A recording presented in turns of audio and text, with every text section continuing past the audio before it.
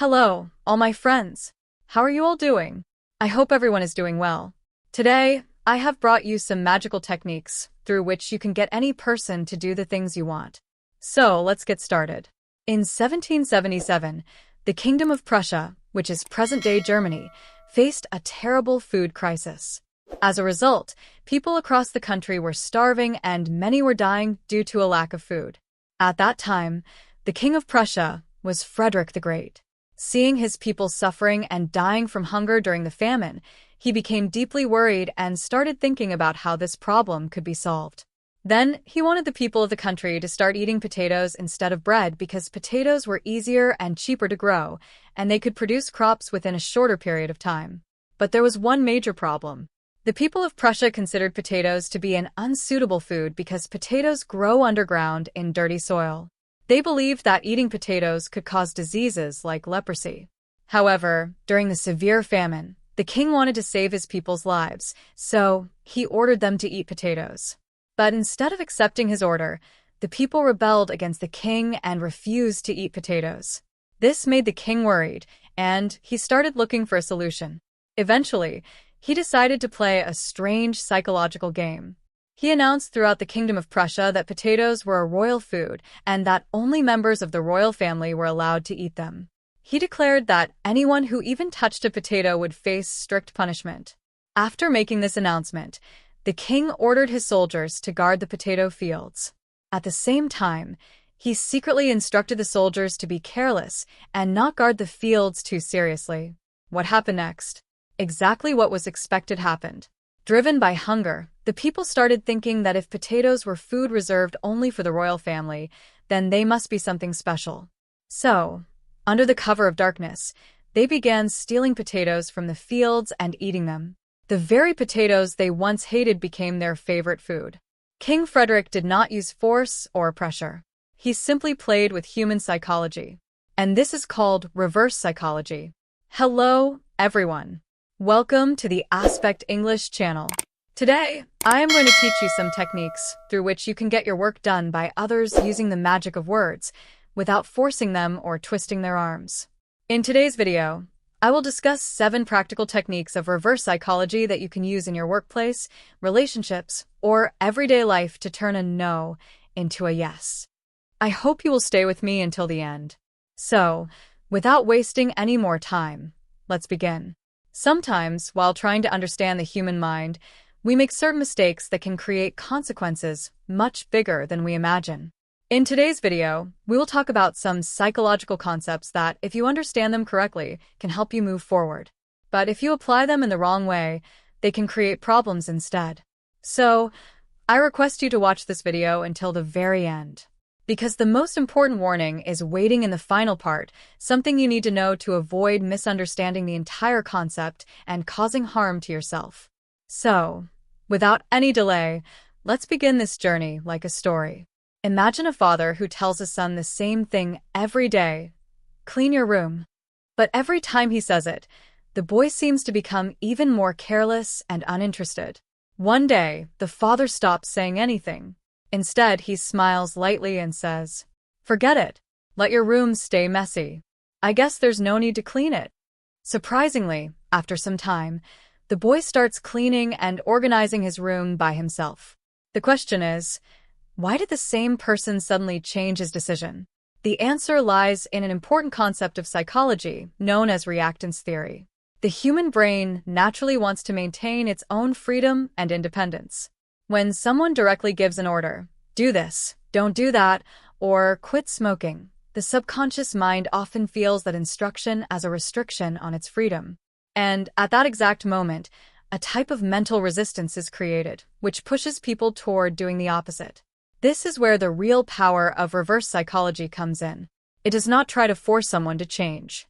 Instead, it creates a situation where the person wants to make their own decision. That is why when you say, "Forget it, there's no need to clean your room," the human mind often moves toward cleaning the room just to prove its own independence. Simply put, people often become more attracted to something when they feel that it is being forbidden or forced upon them against their will. And using this natural psychological tendency as a strategy is called reverse psychology.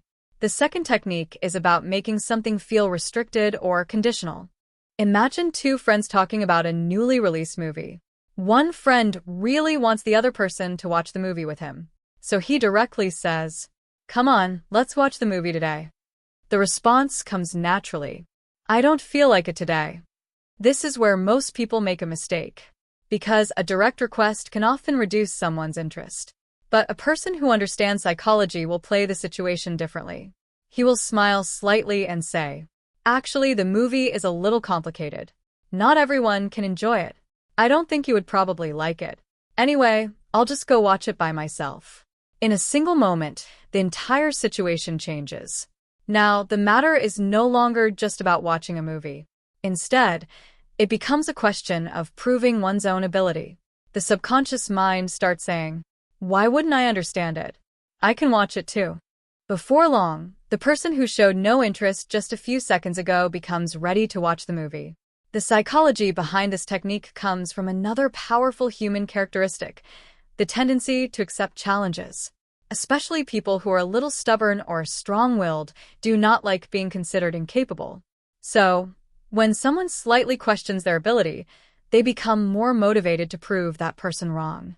For example, imagine there is an important task at the office that needs to be completed by 5 p.m. today. If you say, "Please finish this work by 5 p.m., the person may simply hear it as an ordinary instruction. But if you say, "This task is quite difficult. You are also very busy today. Honestly, I don't think it will be possible to finish it by 5 p.m.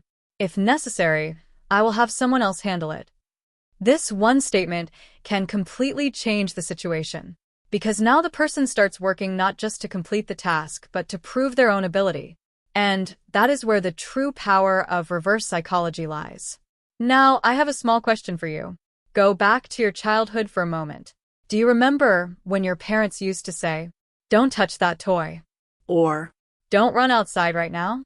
Didn't you strangely feel an even stronger desire to do exactly that? If you have any funny experiences from your life like this, share them in the comments below. I will note down the most interesting story, and someday I may share it with everyone. Indifference and the power of choice. Imagine you are desperately trying to convince someone to agree to do something. You keep saying, "Please, just do it once. You have to do this." But surprisingly, the more you request, the more the person starts moving away from it. Why does this happen? Because people can easily sense when you are showing too much interest in something. They begin to think that you must have some personal benefit connected to it. And at that exact moment, their subconscious mind becomes alert. This is where another powerful technique of reverse psychology works, the power of indifference. It means creating a feeling that no matter what the outcome is, you will accept it calmly. Think about a skilled salesperson. They never say, "You must buy this product." Instead, they calmly say, "Take your time and look at all the options. Choose whichever one feels best for you." Surprisingly, this calm and detached attitude creates trust in the customer's mind, because the customer feels that they are not being forced. As a result, the decision feels completely like their own. This is how the human mind works. All of us want to believe that our decisions belong to us. We want to feel that nobody has forced anything upon us. That is why, when giving someone a suggestion, one small sentence at the end can create a huge difference. But the decision is completely yours. These few words can greatly reduce the resistance inside the other person's mind, because they understand that their freedom is still intact. For example, imagine you say to your friend, "Let's all go on a picnic this week. We'll have a great time together.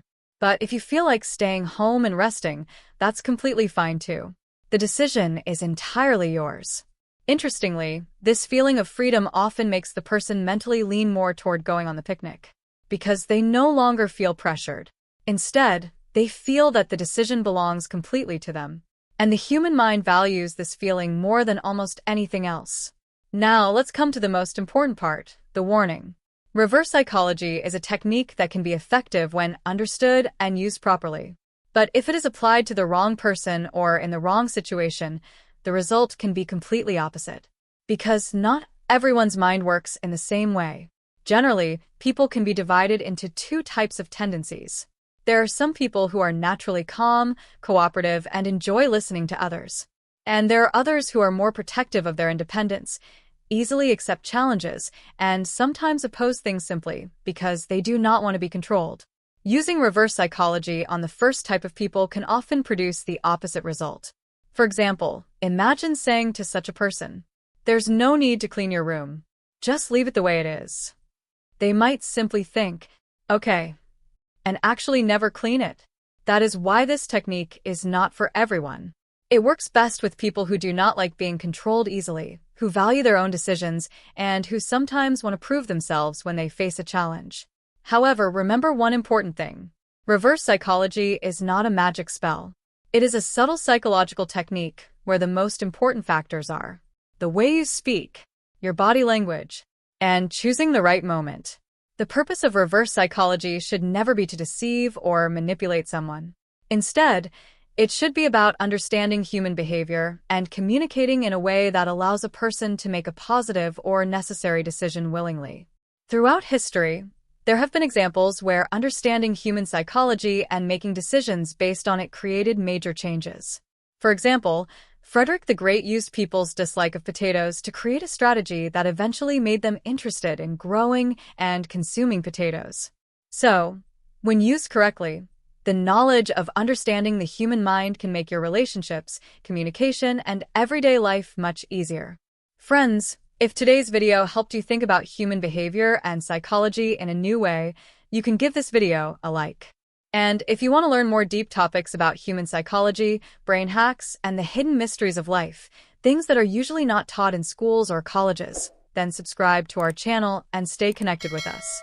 Don't forget to click the bell icon, because we always try to bring you knowledge that can help you become a better version of yourself. See you in the next video. Until then, keep learning and keep improving yourself.